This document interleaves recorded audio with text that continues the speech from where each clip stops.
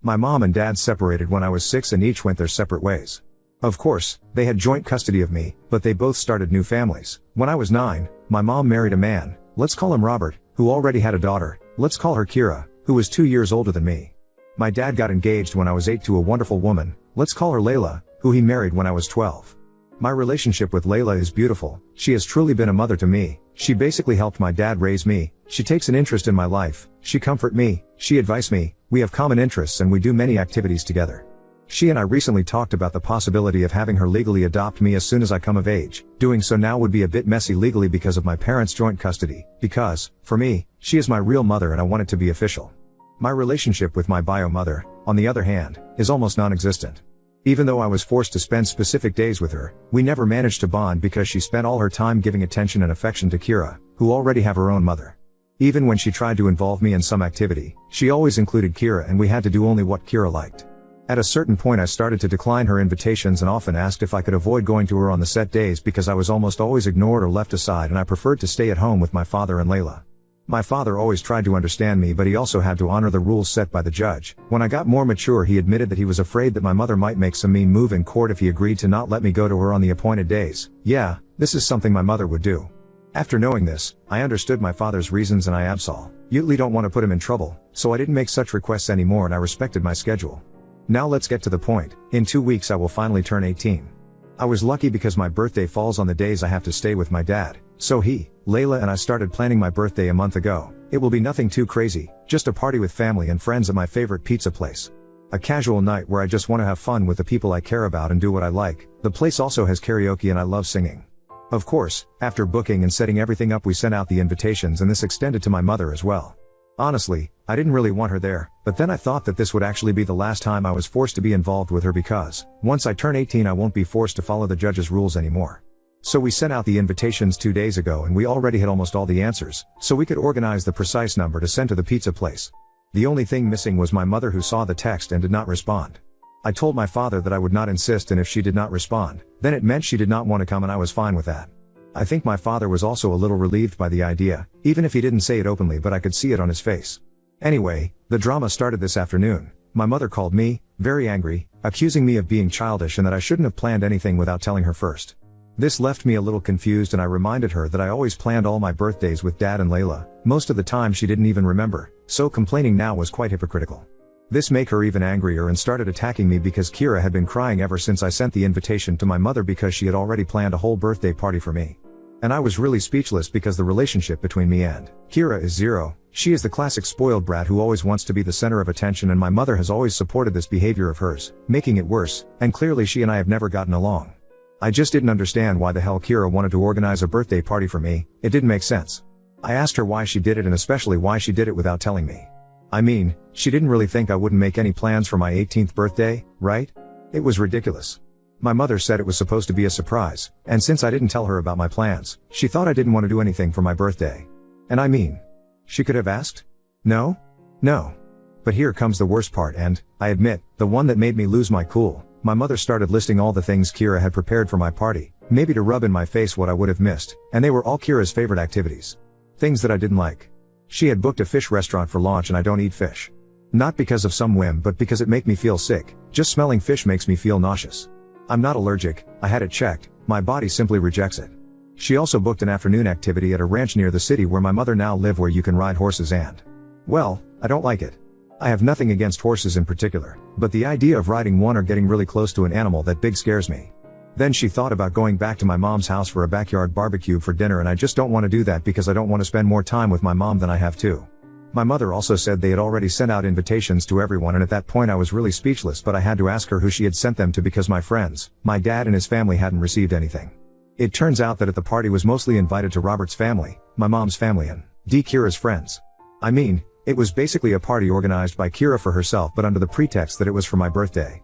So, I didn't hold back anymore, I laughed in my mother's face and hung up the phone. It was all too ridiculous to be true, come on. My dad came to me a little while ago, saying that my mom called him mad because I laughed in her face when she told me about the party they had organized for me and he was very upset about it. He was starting to say that, despite all the feelings I had for my mom, they were trying to do a nicer thing for once but I stopped him right away and explained in details how the party had been organized, a detail that my mom apparently left out with him. His expression changed quickly. He just said, "I'm going to make a phone call," and I've been hearing him yelling at my mother for at least 20 minutes by now. Layla came to me after learning about the situation and said that as much as she could relate to me, I was a little rude to laugh in my mother's face and hang up without explaining. For her, I should have spoken out like an adult despite my feelings and sort things out in a civil and mature way. She wasn't angry, just a bit disappointed about how I acted. As soon as she left, I thought about my actions and maybe I was a little hasty, but I don't think talking to my mom about it would have helped, honestly. But maybe I could have handled it better? I'm starting to think I was a bit of an asshole in that moment. I mean, what did she, the bio mom, think was going to happen? You were going to grovel and accept the crumbs being thrown your way? Answer is, she wasn't thinking. She was just going along with Kira, same old, same old. The thing is, people like that just rely on people like you to just keep on keeping on, without any sort of pushback. And when the inevitable pushback happens, they can't handle it. Could you have been more polite? Yeah, props. Was it fully justified? Oh hell yeah. You are, not the Australian dollars hole. This internet stranger is proud of you. Proud of the way you sucked the situation up and just dealt with it when you had no choice. Proud of the way you have formed a close relationship with your father and stepmother. And proud as hell for you standing up for yourself. Best wishes for a wonderful birthday. XXX to add to this, mom should strap in because she's about to get a rude awakening if Op stops any and all contact after her B-day. So really, this is for the benefit of all involved. I understand where Layla might be coming from, but if your parent doesn't respect you at nearly 18, there's zero reason to hold back. Update 1. First of all, I talked to Layla about my reaction to my mother. Layla raised me on the importance of communication and always pushing me to talk about my problems so I could solve them. So I see where her comment about my behavior came from and I understand it. But I also gave her my point of view, telling her that the situation my mother was explaining was too absurd and laughing is the only natural instinct that came to me. While my mother was talking, at some point I thought, is it a joke? Or some sort of bad prank? Is she making this all up? Because her bullshits was absolutely ridiculous. Layla said she understood me, and as many of you have told me, she just wanted me to understand that there will be situations in my life where I can't just laugh and hang up the phone, and she was just worried about my reaction. Anyway, we managed to clear the matter between us and I'm happy. I also talked to my dad about the phone call he had with my mom. Apparently, my mom had an excuse for everything. She said that Kira just wanted to do a nice sisterly gesture on my big day, that she wanted to share her hobby, riding horses, with me, and that she never thought my fish problem was a real problem but just a whim, and the restaurant they had booked it made the best fish around. And that last one is a lie because, when I was little, I threw up a couple of times in front of my mom just because we went somewhere that smelled strongly of fish, so she know very well it's a real issue for me. My dad retorted that nothing they had prepared had been done for me, that Kira had clearly planned the party for herself, and what kind of party was it for me if none of my important people were there? My mother didn't respond to this, she just started ranting that I was ungrateful and spoiled, so my father told her to go to hell and hung up the phone. After hearing this, I decided to follow another piece of advice you gave me and wrote a message to my mother. This time I decided to be mature and wrote the message in the most polite way possible. I apologized for laughing, but what she was saying was too ridiculous, so it was the only possible reaction from my side. I reminded her that she never put any effort into building a relationship with me, that she doesn't know me at all and has never cared about getting to know me, and since the birthday party Kira organized only had things that Kira liked, they could enjoy it together with their family and friends. I also told her that her invitation to my pizza party was withdrawn and she shouldn't bother showing up since she had already made it clear with the last phone call what her priorities were, and now I was going to do it too, and she was absolutely not on my priority list. I already have Layla as a mother and I can't be more happy with her. I concluded by wishing her well with her new family and asked her not to contact me again. She read the message but didn't respond, and I'm fine with that. If she were to respond, I'm sure it would just be more complaints about me being ungrateful and spoiled. Because I know that talking to her is useless, she would not understand or pretend not to understand, but clarifying things once and for all has put an end to our situation. At least on my side I had a sort of closure, and I thank you all for that. I probably would have given up and ended contact with her after my 18th Witooth said anything, but your comments helped me understand that a firm end was necessary. For those who asked how my mom could throw me a surprise party when I wasn't with her, my dad asked her the same question, along with asking her how she could think he wouldn't throw me an 18th birthday party. My dad took it a bit personally, lol, and she said they had planned for Robert to come get me the morning of my birthday, explain the situation to dad and Layla, and then take me to mom's house under some pretense. Honestly, I don't know how it would have worked. I would have flat out refused to go to my mother's if it wasn't our set days, no matter what excuse they would have made up, and most of all I would never have left Layla and dad to go to mom's on my 18th birthday. It would have been one thing if my mother and I had a good relationship, but that was definitely not the case. In all of this, the only person I don't feel like blaming is Robert. We never had a close relationship, but he was always polite to me when we lived under the same roof. He even cleared out his study so I could have a permanent room in his house when I went to my mother's. We didn't develop any stepdaughter-stepfather bond, but he always tried to be kind to me, so I don't blame him for any of this. It's likely that he really thinks the party is for me. We don't know each other well enough for him to know my tastes unless my mother told him, which I highly doubt she did. Luckily, I didn't leave anything of mine at my mother's house either. All my things are here at my father's house permanently. Usually, I would pack my suitcase when I went to my mother's with the things I needed for those days and then bring them back when I went back to my father's. I never felt safe leaving anything to her because Robert's family and Kira's friends came over often and I didn't want to leave anything of mine out in the open to strangers. Well, that's it for now. I hope my mom respects my wish to go no contact and doesn't bother me anymore after that. I'd also like to bring up the adoption conversation with Layla after the holidays. She seemed really happy when we first talked about it. Thanks again everyone for your kind words and advice. Your insights have helped me better manage the situation. I can understand that I'm still a little immature, but I feel that this experience has helped me grow a little more and see the issue from other points of view. All the best for you, guys. I thought about it, but I don't have his number. We never felt the need to stay in touch as our interactions were mostly casual chit-chat and good morning/evening/goodbye. I don't have Kira's number either, so I think Robert and I already said goodbye for good the last time I left my mother's house. I don't really have much contact with my mother's family. They are just 3 people, my grandmother, my aunt, and my uncle. My uncle lives a few hours away from here with his family and I've seen him very few times during the holidays I spent with my mother, and our interactions were very brief and distant. With my aunt and my grandmother I only have a cordial relationship. We exchange holiday greetings by text. A few times they've sent me gifts for my birthday, always money loaded onto my father's card, but that's it. Even the few times I've met them we had casual conversations about how each other's lives were going, but nothing more. In fact, I haven't invited any of them to my 18th and they haven't texted me anything since the drama with my mother happened, so I think they just don't care that much. Now on to second story. Found out about our pregnancy through my wife's friend's Instagram story, sparking chaos and tears before anyone personally told me. I'm 29, and she is 27. We've been together for 4 years, married for 2, both from the same hometown but currently living in a different city. She's at our hometown for a family event, and I stayed back due to work. We've been trying to get pregnant for 3 months, and now it's happened. The problem is the way I found out about it. My friend congratulated me by posting a screenshot in our group chat, a screenshot of an Instagram story posted by one of my wife's friends. The post was my wife crying and hugging some of her friends, with the caption, "You are going to be the best mom."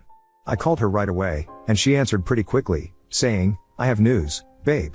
All I said was, "I know, you're pregnant." She replied, "Wow, babe, how did you know?" I just said, "Saw it on Insta." "Didn't think to call me first, huh?" She said, "What?" I didn't post anything. I responded, "Yeah, but your friends did. That's one way to find out I'm going to be a dad, thanks," and I hung up. I was furious. She kept calling me, and I didn't answer until my sister called shortly after. My sister asked me what was going on because she just arrived at my in-laws' house, and everyone was freaking out, fighting, and my wife was locked up in her room.